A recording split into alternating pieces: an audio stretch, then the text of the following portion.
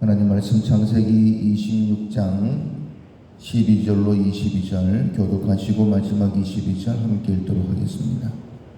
이삭이 그 땅에서 농사하여 그 해에 100배나 얻었고 여호와께서 복을 주심으로 그 사람이 창대하고 왕성하여 마침내 거부가 되어 양과 소가 떼를 이루고 종이 심히 많음으로 블레셋 사람이 그를 시기하여 그 아버지 아브라함 때에 그 아버지의 종들이 판 모든 우물을 막고 흙으로 메웠더라.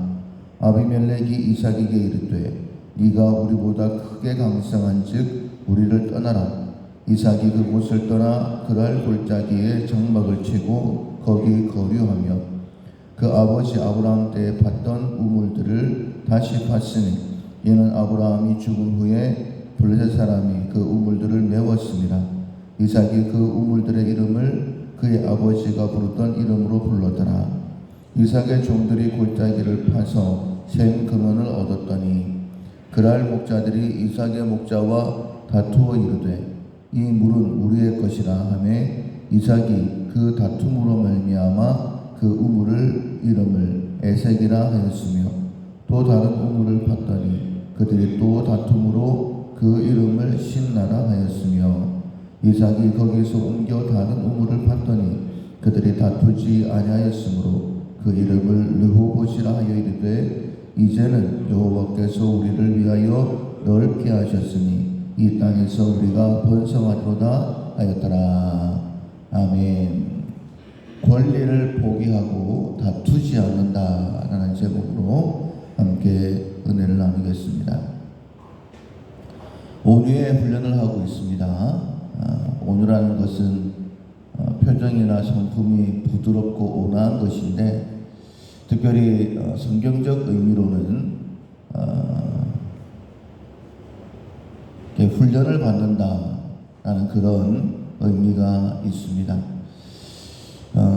우리가 화를 내는 것, 내 권리를 주장하는 것 이런 것들은 본성이다라고 말씀드릴 수 있습니다.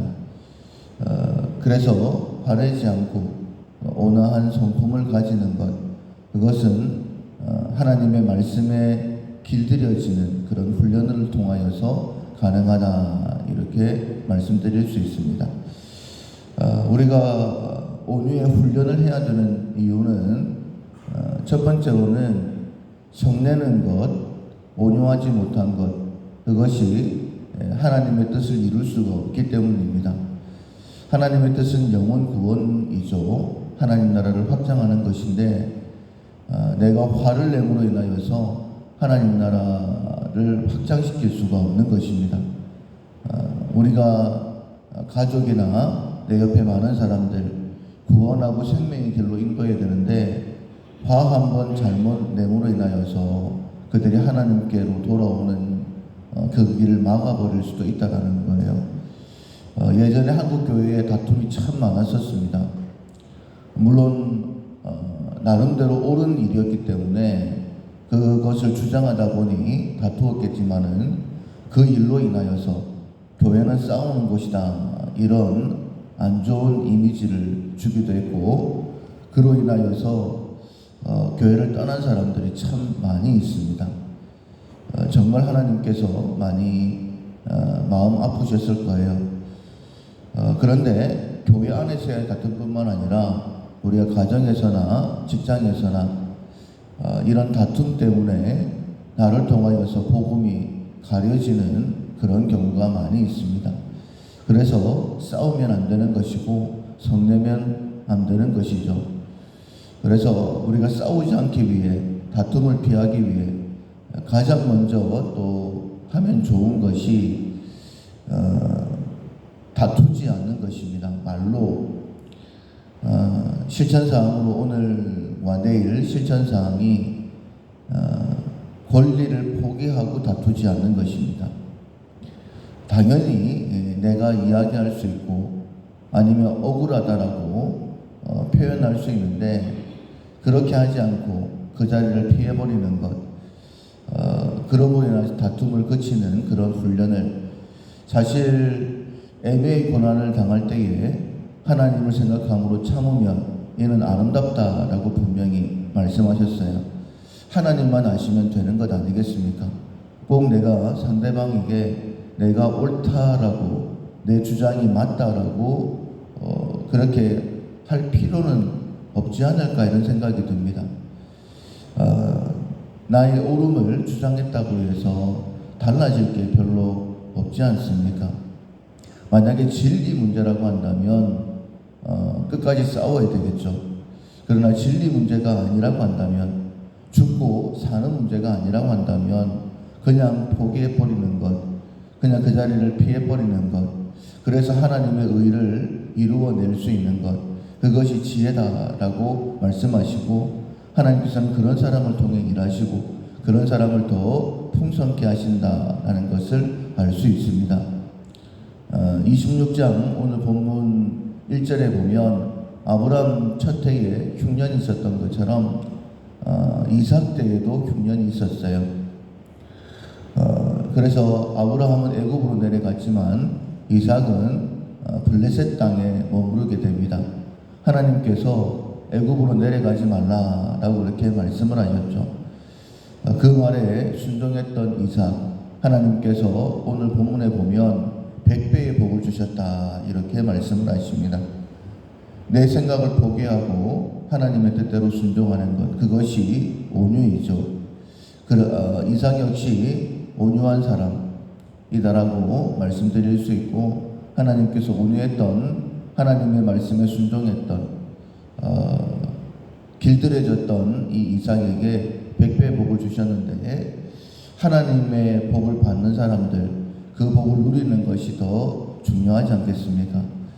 그래서 거부가 되었고 이제 물이 더 많이 필요하게 되어서 아버지 때에 팠던 그 우물을 다시 파게 됩니다. 그런데 그럴 사람들이 와서 우리의 것이다 하고 다투게 되어졌죠. 그때에 이삭이 거기를 포기하고 떠나게 됩니다. 그런데 거기에 또 찾아와서 또 싸움을 거는 거예요. 그래서 그 자리를 피합니다. 충분히 할 말이 있죠. 왜냐하면 우리의 아버지 아브라함이 팠던 우물이다, 이건 우리 것이다 라고 충분히 얘기할 수 있음에도 불구하고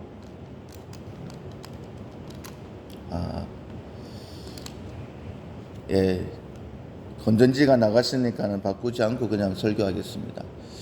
충분히 다툴 수 있었음에도 불구하고 다투지 아니하고 또 그곳을 떠나가게 됩니다. 그리고 다시 우물을 팠을 때에 더 이상 찾아오지 않죠. 그래서 그곳을 자기들이 가지게 되어지고 그곳 이름을 르호봇이다라고, 넓다라고 그렇게 표현을 하게 됩니다. 하나님께서는 우리의 억울함도 알고 계시죠. 그러나 그 자리를 피할 때에 하나님의 예비하심이 언제나 준비되어져 있습니다. 사람과 싸워서 내 권리를 주장하고 얻게 되어지면 하나님 나라는 이루어질 수 없습니다.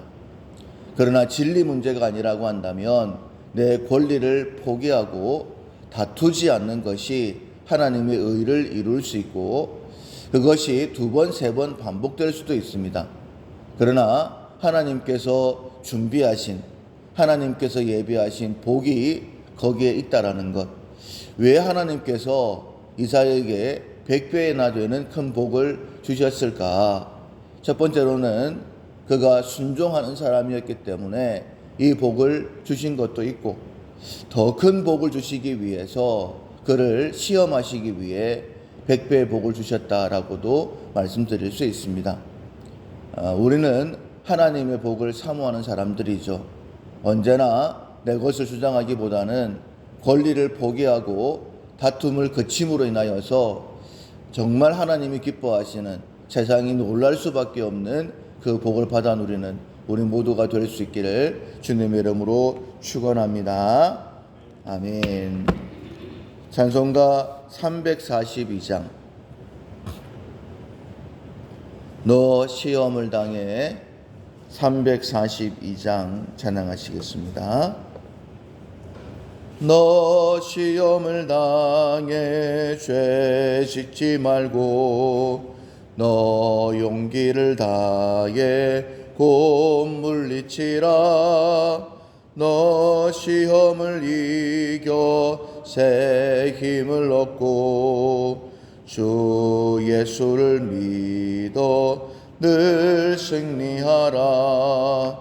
우리 구주의 힘과 그의 위로를 빌라. 주님 내 편에 서서 항상 도우시리. 내 친구를 삼가 잘 선택하고 너 언행을 삼가 늘 조심하라. 너 열심을 다해 늘 충성하고 온 정성을 다해 주 봉사하라. 우리 구주의 힘과 그의 위로를 빌라. 주님 내 편에 서서 항상 도우시리. 잘 이기는 자는 상 받으리니 너 낙심치 말고 늘 전진하라.